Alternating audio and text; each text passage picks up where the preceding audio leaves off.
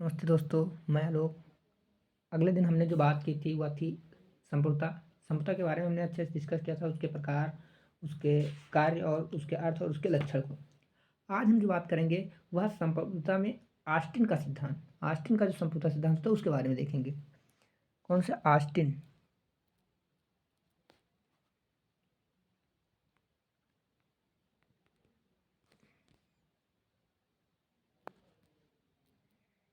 Austin एक विचारक हैं। इनके संप्रभुता सिद्धांत, इन्होंने क्या सिद्धांत दिया, इस पर हम बात करेंगे।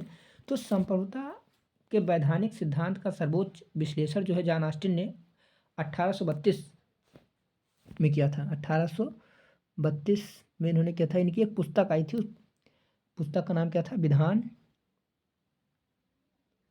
शास्त्र। विधान शास्त्र, ये इनकी एक पुस्तक थी। ठीक, पर व्याख्यान, विधान शास्त्र पर व्याख्यान।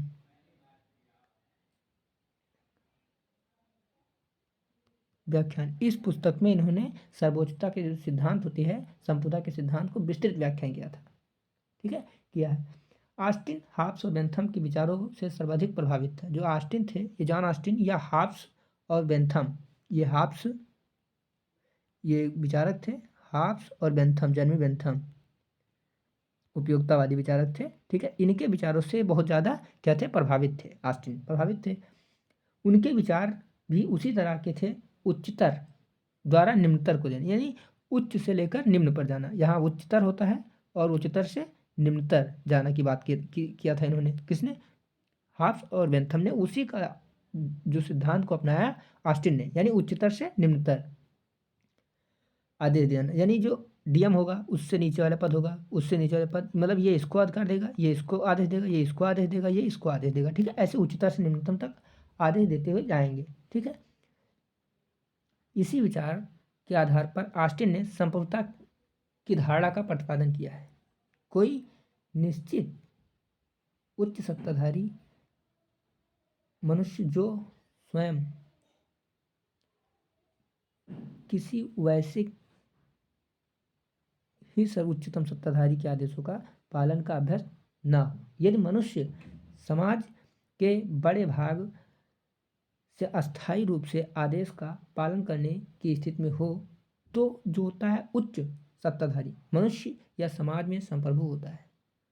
और वह समाज जो होता है उच्च सत्ताधारी मनुष्य सहित एक राजनीतिक एवं स्वाधीन सामंजस्य का राज्य होता है। ऑस्टिन जो होते हैं, ऑस्टिन ने संप्रभुता संबंधी इस कथन का विश्लेषण, संप्रभुता की निम्नलिखित विशेषताएं स्पष्ट होती हैं। पहली विशेषता क्या है? पहली विशेषता में कहा गया है कि संप्रभुता कोई निश्चित मानव श्रेष्ठ या श्रेष्ठ मानव समूह है। जो संप्रभुता होती है कि निश्चित मानव श्रेष्ठ। ऑस्टिन की जो संप्रभुता सिद्धांत के अनुसार संप्रभु एक निश्चित मनुष्य या समूह होता है। एक निश्चित मनुष्य, जो इनका ऑस्टिन का एक जो संप्रभुता सिद्धांत है, इन्होंने बताया जो संप्रभु होता है वह एक निश्चित मनुष्य होता है। क्या होता है? निश्चित मनुष्य होता है। संप्रभु कौन होता है? निश्चित मनुष्य होता है। एक निश्चित मनुष्य संप्रभु होता है। किसने बताया? ऑस्टिन ने बताया।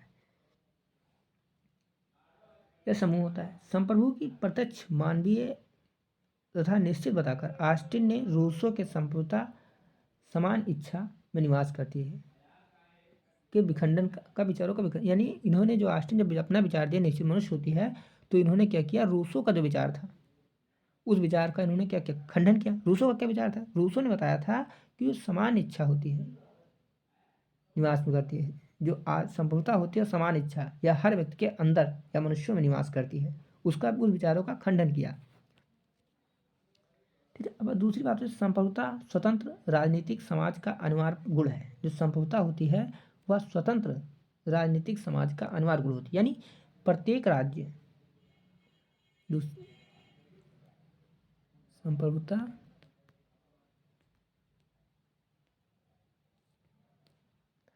स्वतंत्र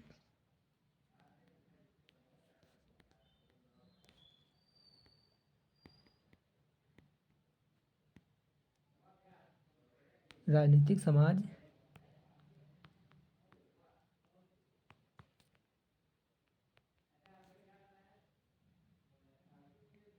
अनिवार्य गुण है। क्या है, संभवतः स्वतंत्र राजनीतिक समाज का अनिवार्य गुण होती है। यानी प्रत्येक स्वतंत्र राज्य, जो राज्य स्वतंत्र है, समाज राजनीति स्वतंत्र राजनीतिक जो समाज होते हैं या राजनीतिक समाज होता है, अर्थात राज्य में आवश्यक रूप से कोई व्यक्ति या व्यक्ति समूह संप्रभु होता है। प्रत्येक राजनीतिक समाज में संप्रभुता जो होती है वह शक्ति उसी प्रकार अनिवार्य है जैसे मेन ने कहा है। मेन ने क्या कहा है, मेन एक विचारक उन्होंने कहा है, जिस प्रकार पदार्थ के एक पिंड में आकर्षण केंद्र होना अनिवार्य होता है, उसी प्रकार एक राज्य में संप्रभुता होना अनिवार्य होता है। तीसरी टॉपिक क्या है, तीसरी बात क्या है, टॉपिक क्या है, संप्रभुता जो होती है,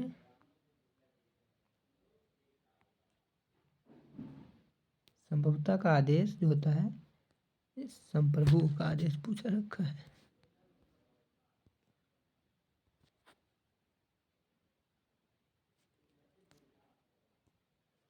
संप्रभु का आदेश जो होता है, आदेश ही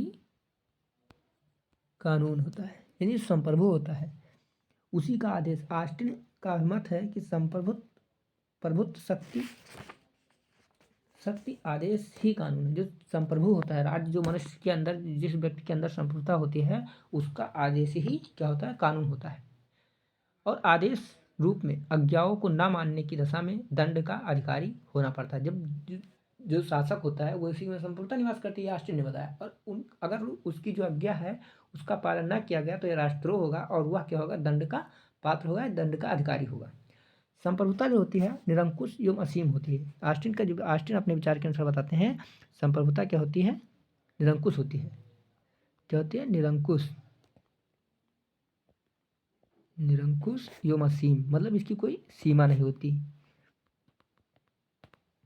असीम होती है, निरंकुश एवं असीम होती है। तात्पर्य यह है कि इस प्रकार का जो निश्चित मानवश्रेष्ठ स्वयं किसी उच्चतर अधिकारी के आदेशों का पालन नहीं करता, उसकी इच्छा सभी व्यक्तियों और समुदायों से उच्च होती है। वह प्रत्यक्ष या अप्रत्यक्ष रूप से किसी के भी नियंत्रण के अधीन नहीं हो सकता।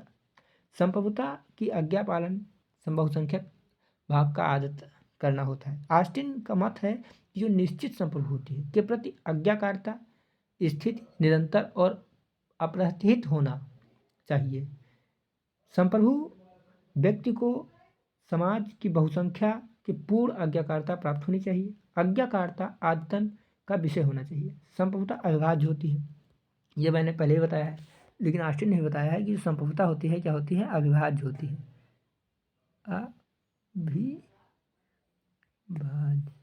अविभाज्य होती है, अविभाज्य होती है। यानी जो प्रभुत्व जो होता है, शक्ति अविभाज्य होती है, क्योंकि वह एक इकाई है। यानी संप्रभुता क्या होती है, एक होती है, अकेली होती है, इसलिए वह खंडित नहीं हो सकती। संप्रभुता जो होती है, प्रभुत्व शक्ति के विभाजन का अर्थ है संप्रभुता का विनाश। ऑस्टिन के संप्रभुता सिद्धांत की आलोचना भी की जाती है। आलोचना किसने की है तो देखते हैं। ऑस्टिन के सिद्धांत के जो व्यवहारिक पक्ष होता है, आलोचना की बात करते हैं।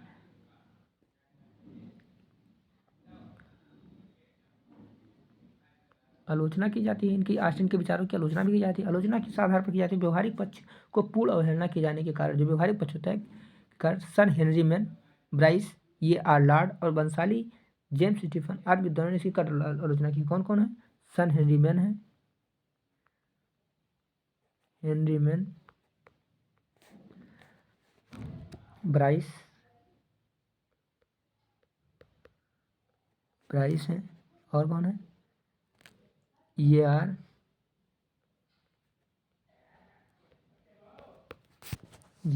लॉर्ड, ये आर लॉर्ड। इन्होंने क्या किया, इन्होंने इनकी क्या आलोचना की है। बंसाली भी है इसमें,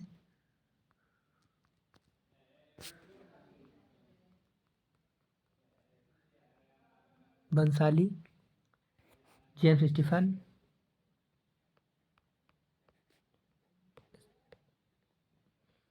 ये जो विचारक हैं वो ब्राइस, बंसाली, Henry Maine, James Stephen, R Lord, इन लोगों ने क्या किया, जो ऑस्टिन का संप्रभुता का सिद्धांत है उसकी क्या है, आलोचना की है। उन्होंने बताया ऑस्टिन की संप्रभुता की आलोचना निम्नवत होती है। कैसे होती है, ऑस्टिन ने जिस निश्चित संप्रभुता की व्याख्या की है, व्यवहार में उसकी खोज पाना कठिन होता है। सर हेनरी मैन की पुस्तक का नाम क्या है? Yearly institution. हेनरी मैन ने अपनी पुस्तक लिखी है ईयरली इंस्टीट्यूशन।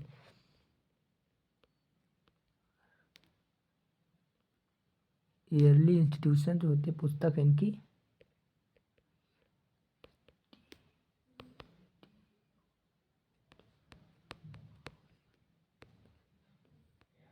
इंस्टीट्यूशन, ये इनकी पुस्तक है हेनरी मैन की। हेनरी मैन ने अपनी इस पुस्तक में वर्णित किया है कि इतिहास में विभिन्न इस प्रकार के निश्चित जनश्रेष्ठ के उदाहरण नहीं मिलते। वर्तमान समय में अमेरिका जैसी संघात्मक व्यवस्था वाले देशों में संप्रभुता को निश्चित करना बहुत कठिन है। जॉन चिपमैन ने जो है उन्होंने समाज के वास्तविक शासन को खोजा नहीं जा सकता, उन्होंने बताया है। फिर कानून संप्रभु की आज्ञा मात्र नहीं होता।